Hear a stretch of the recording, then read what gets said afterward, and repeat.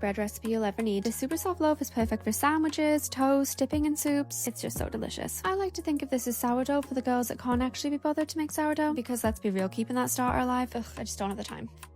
First thing you want to do is get your flour into a bowl and mix in some salt.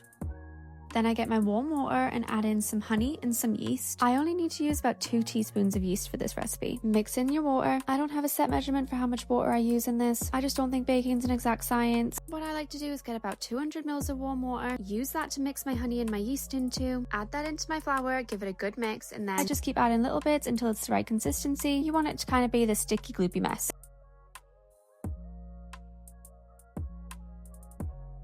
Here I'm using a dough whisk to mix it all together, but this isn't something that you need. To be honest, I wouldn't say it makes a massive difference. A normal fork would work just as well, or you can just get stuck in and do it by hand.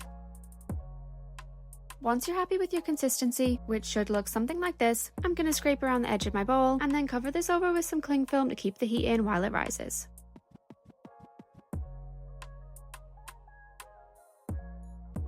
And because it's quite cold in my kitchen today, I'm going to pop it in the oven with the light on and leave for about 15 to 20 minutes before I do my first set of stretch and folds. For this, you're going to want to make sure your hands are wet and you're just taking the dough, lifting it and folding it over on itself.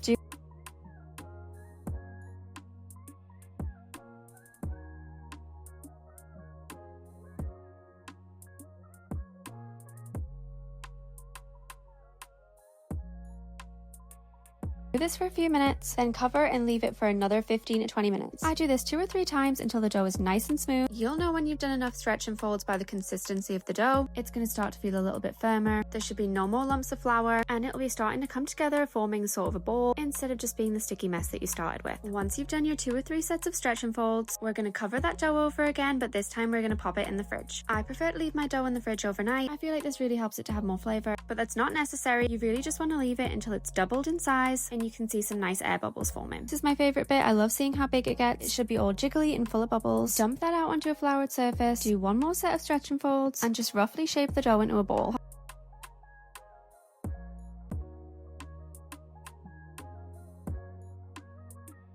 Pop a little bit of flour over the top, cover and leave that to sit for about an hour to let the dough relax and warm up.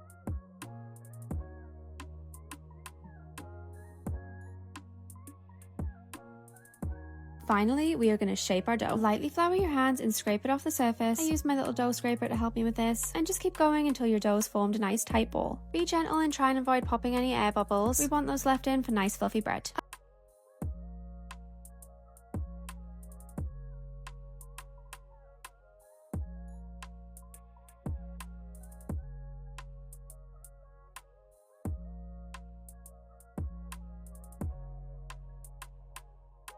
I don't have any kind of fancy bread maker. I just have this nice big pot with a lid. So I place it in there with some baking paper, cover it and bake at 180 degrees for 40 minutes.